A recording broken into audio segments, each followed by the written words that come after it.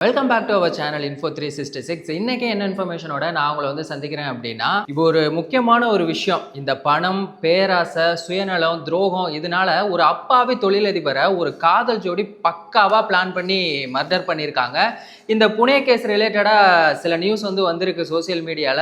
இது வந்து உங்களுக்கு சில பேருக்கு வந்து தெரியறதுக்கான சான்சஸ் இருந்திருக்கும். இன்னும் சில பேருக்கு வந்துட்டு இதை பத்தி என்ன அப்படிங்கிறது கூட தெரியாம இருக்கலாம். ஆனா இப்போ போலீஸ் வந்து இன்வெஸ்டிகேஷன்ல இது பத்தி நிறைய உண்மைகளை வந்து வெளியே சொல்லியிருக்காங்க. இன்னொரு பக்கம் இந்த பொண்ணு வந்து இதுல சம்பந்தப்பட்ட பொண்ணு வந்து மீடியால ஒரு விஷயம் பண்ணியிருக்காங்க. அது வந்து எல்லாருமே வந்து காண்டாக்கி இருக்கு அப்படின்னு தான் வந்து சொல்லணும்.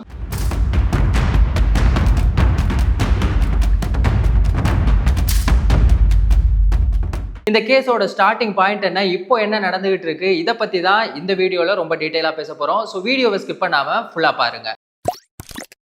புனேல நடந்த இந்த கேஸ்ல பாத்தீங்கன்னா 3 பேர் வந்து சம்மந்தப்பட்டிருக்காங்க. யார் யாரு அப்படின்னு சொல்லி பார்த்தோம்னா, சியா கோயல் அப்படின்னு சொல்லிட்டு ஒருத்தவங்க, இன்னொரு பக்கம் கேத்தன் அகர்வால், இன்னொரு பக்கம் பாத்தீங்கன்னா இந்த சேத்தன் சௌத்ரி. இந்த கேத்தன் அகர்வால் யாரு அப்படின்னு சொல்லி பார்த்தோம்னா, ரொம்பவே பணக்கார குடும்பத்தை சேர்ந்தவங்க. சமூகம் பெரிய இடம் அப்படிங்கிற மாதிரி ரொம்ப பெரிய பணக்காரங்க அப்படின்னு தான் வந்து சொல்லணும். அவனோட வயசு வந்து 26, நல்லா படிக்கிற பயப்புள்ள அப்படின்னு தான் வந்து சொல்லணும். இன்னொரு பக்கம் பாத்தீங்கன்னா அவங்களோட ஃபேமிலி பிசினஸ் ஆன இந்த ரியல் எஸ்டேட்டா இருக்கட்டும், இல்ல இந்த கட்டுமான நிறுவனத்தோட டைரக்டராகவுமே இருந்திருக்கு. இந்த சியா யாரு அப்படின்னு சொல்லி பார்த்தோம்னா, இவங்களும் பாத்தீங்கன்னா ஓனா பேக்கரி வச்சு நடத்திட்டு வந்திருக்காங்க. இந்த பொண்ணோட வயசு வந்து 20. இன்னொரு பக்கம் கதையில யார் இருக்கா அப்படின்னு சொல்லி பாத்தீங்கன்னா இந்த சேத்தன் சௌத்ரி, அவனுக்கு வயசு வந்து 22. அவனுமே பாத்தீங்கன்னா இந்த மளிகை கடை சொந்தமா வச்சு நடத்திட்டு இருக்காங்க. அதுல வந்து வேலை பார்த்துக்கிட்டு இருக்கான். இந்த கேத்தன் அகர்வாலுக்கும் சியா என்ன பண்றாங்கன்னா, பிப்ரவரி மந்த்ல வந்துட்டு என்கேஜ்மெண்ட் வந்து ரொம்ப பிரம்மாண்டமா வந்து பண்ணிருக்காங்க. நார்மலாவே பாத்தீங்கன்னா இந்த மேரேஜ் அப்படிங்கறத வந்து கடனை வாங்கியாவது வந்து பிரம்மாண்டமா நடத்தணும், 4 பேர் வந்து இந்த கல்யாணத்தை பத்தி பெருமையா பேசணும் அப்படிங்கிற மாதிரியான விஷயங்கள் வந்து காமனாவே இருக்கு. இவங்க வந்து கடன்லாம் வாங்க வேண்டியதுக்கான அவசியமே கிடையாது. ஏன்னா அவங்க ஸ்டார்டிங்ல இருந்தே ரொம்ப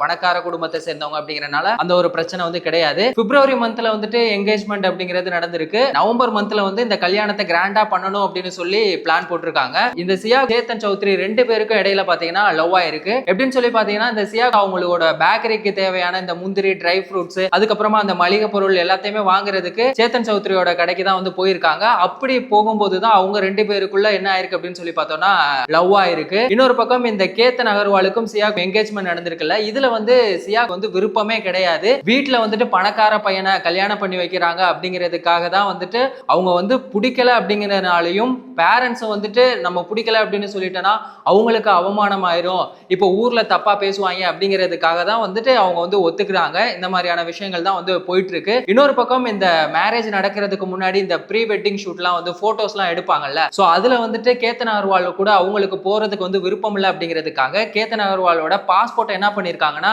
இந்த உமன்ஸோட டாய்லெட்ல வந்துட்டு தூக்கி வீசியிருக்காங்க. அந்த அளவுக்கு வந்துட்டு இந்த மாதிரி அவங்க வந்து நடந்துகிட்டு இருந்திருக்காங்க. சரி, இப்போ இவனையும் நமக்கு பிடிக்கல, நம்ம லவ்வர் கூடயும் நம்ம வந்து சந்தோஷமா வாழணும், என்னடா பண்றது அப்படின்னு சொல்லி 2 பேருமே, இந்த லவ்வர்ஸ் 2 பேருமே என்ன பண்ணிருக்காங்கன்னா பக்காவா பிளான் பண்ணிருக்காங்க. இப்போ இவனோட சேத்தன் சௌத்ரியோட எய்ம் என்ன அப்படின்னு சொல்லி பாத்தீங்கன்னா பிசினஸ் பண்ணணும் அப்படிங்கிறதுக்கு தான். ஆனா அவங்கிட்ட அதுக்கான சோர்ஸ் அமௌண்ட் எதுவுமே கிடையாது. இந்த சியா என்ன பண்றாங்க அப்படின்னா, கல்யாணத்துக்கு வந்துட்டு நிறைய இந்த ட்ரெஸ் எடுக்கிறது, நகை வாங்குறது, சோ அதுக்கெல்லாம் வந்துட்டு எனக்கு அமௌண்ட் வேணும் அப்படின்னு சொல்லிட்டு கேத்தன் அகர்வால்ட்ட எவ்வளவு வாங்கியிருக்காங்க அப்படின்னு சொல்லி பாத்தீங்கன்னா 1 கோடி வாங்கியிருக்காங்க. அந்த 1 கோடி அமௌண்ட்டை வாங்கி அப்படியே தன்னோட லவ்வரோட அக்கௌண்ட்டுக்கு வந்து டிரான்ஸ்ஃபர் பண்ணிருக்காங்க. நீ இதை வச்சு பிசினஸ் பண்ணிக்கோ அப்படின்னு வந்து சொல்லியிருக்காங்க.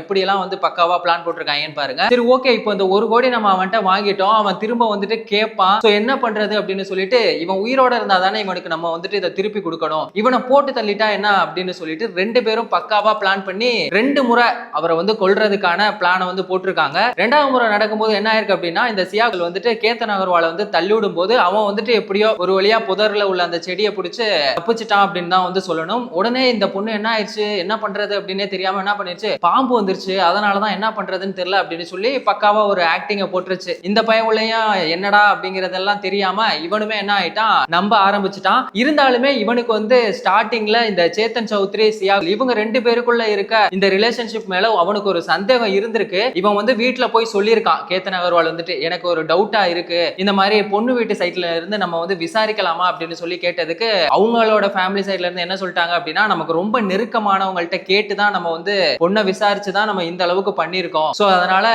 இத பத்தி நீ எதுவும் கவலைப்படாத அப்படின்னு சொல்லி அவங்களுமே விட்டுட்டாங்க. ஆனா இது அடுத்த கட்டம் என்ன ஆயிருக்கு அப்படின்னு சொல்லி பாத்தீங்கன்னா ரொம்பவே சிவியரா போயிருக்கு. 3வது முறை என்ன பண்ணிருக்காங்க அப்படின்னா பக்காவா பிளான் போட்டு இந்த கேத்தன் அகர்வாலை என்ன பண்ணிருக்காங்கன்னா ஒரு ட்ரிப் போலாம் அப்படின்னு சொல்லி சியா கூப்பிட்டு அந்த ட்ரிப் போகும்போது லோகாகாட் அப்படின்னு சொல்லக்கூடிய அந்த கோட்டையில மலை உச்சியில இருந்து என்ன பண்ணிருக்காங்கன்னா அவனை வந்துட்டு கீழே தள்ளி விட்டு அவனை வந்து கொன்னுட்டாங்க. இந்த ஒரு விஷயம் வந்து ரொம்பவே சோசியல் மீடியால பாத்தீங்கன்னா ஒரு 2 டேஸா ரொம்பவே பரபரப்பா பேசப்பட்டு இருக்கு. இப்போ போலீஸ் இன்வெஸ்டிகேஷன்ல பாத்தீங்கன்னா நிறைய உண்மைகள் வந்து வெளியே வந்திருக்கு. இன்னொரு பக்கம் 2 பேருமே என்ன சொல்றாங்கன்னா அந்த லவ்வர்ஸ் 2 பேருமே மாத்தி மாத்தி இவன் தான் வந்து கொன்னா அப்படின்னு சொல்லி மாத்தி மாத்தி அவங்களுக்குள்ள வந்து சண்டை போட்டுட்டு இருக்காங்க. இதுல 4 முக்கியமான விஷயங்கள் வந்து தெரிய வந்திருக்கு. என்ன இருக்கு அப்படின்னு சொல்லி பார்த்தோம்னா இவங்க 2 பேரும் அந்த ட்ரெக்கிங்க்கு போகும்போது இந்த சேத்தன் சௌத்ரி என்ன பண்ணிருக்காங்கன்னா கண்டினியூவா அவங்கள வந்து ஃபாலோ பண்ணி வந்திருக்கான். அப்போ என்ன இருக்கு அப்படின்னா அந்த இடத்தை வந்து ரீச் பண்ண உடனே மொபைல் ஹாட்ஸ்பாட் இருக்குல்ல, சோ அது வந்து இவனோட அதை யூஸ் பண்ணிருக்காங்க. இவனோட போன்ல உள்ள நெட்டை வந்து ஏரோப்ளான் மோட்ல போட்டுட்டு அந்த சியால இருந்து அதாவது வைஃபை மூலமா ஹாட்ஸ்பாட் ஆன் பண்ணி இவங்க எங்க இருக்காங்க அப்படிங்கறத வந்து வாட்ச் பண்ணிருக்கான். ஏன்னா போலீஸுக்கு அப்போ வந்து சந்தேகம் வராது, நம்மள வந்து கண்டுபிடிக்க முடியாது அப்படின்னு சொல்லி பக்காவா பிளான் போட்டிருக்காங்க. இன்னொரு பக்கம் என்ன இருக்கு அப்படின்னு சொல்லி பாத்தீங்கன்னா அந்த கோட்டைக்கு பக்கத்துல ஒரு சிசிடிவி கேமரால பாத்தீங்கன்னா யாரோ ஒரு ஹூடி ஜாக்கெட் போட்டுட்டு முகத்தை மூடிட்டு வர்ற மாதிரி ஒரு இது இருக்கு. அது வந்து சேத்தன் சௌத்ரியா அப்படிங்கிறதுல போலீஸுக்கு வந்து கொஞ்சம் டவுட் இருந்துச்சு. அதுக்கப்புறமா என்ன இருக்கு அப்படின்னு சொல்லி பாத்தீங்கன்னா கண்டுபிடிச்சிருக்காங்க. எப்படி கண்டுபிடிச்சிருக்காங்க அப்படின்னு சொல்லி பார்த்தோம்னா இப்போ ஒவ்வொருத்தவங்களோட கைரேகையுமே வந்துட்டு டிஃபரெண்டா இருக்கும். அந்த மாதிரி இப்போ ஒருத்தவங்க நடக்கிற அந்த ஸ்டைல் இருக்குல்ல அது வந்து வேற விதமா இருக்கும். சோ அவங்க வந்து எத்தனை அடி தூரம் வந்து எடுத்து வைக்கிறாங்க, ஒரு ஸ்டெப்பை வந்து எவ்வளவு தூரம் எடுத்து வைக்கிறாங்க, இந்த மாதிரியான விஷயங்கள் எல்லாம் வந்துட்டு அதுக்குன்னு ஒரு டீம் இருப்பாங்கல்ல, அவங்க மூலமா என்ன இருக்கு அப்படின்னு சொல்லி பாத்தீங்கன்னா கன்ஃபார்ம் ஆயிருக்கு. அந்த சிசிடிவி கேமரால இருந்தது வந்து சேத்தன் சௌத்ரி தான் அப்படிங்கிறது கன்ஃபார்ம் ஆயிருக்கு. இன்னொரு பக்கம் என்ன இருக்கு அப்படின்னு சொல்லி பாத்தீங்கன்னா ஒரு சன்ஸ்கிரீன் லோஷன் வந்து சியாக்கள் வந்து சேத்தன் சௌத்ரிக்கு வாங்கி கொடுத்திருக்காங்க. சோ அதுவுமே வந்து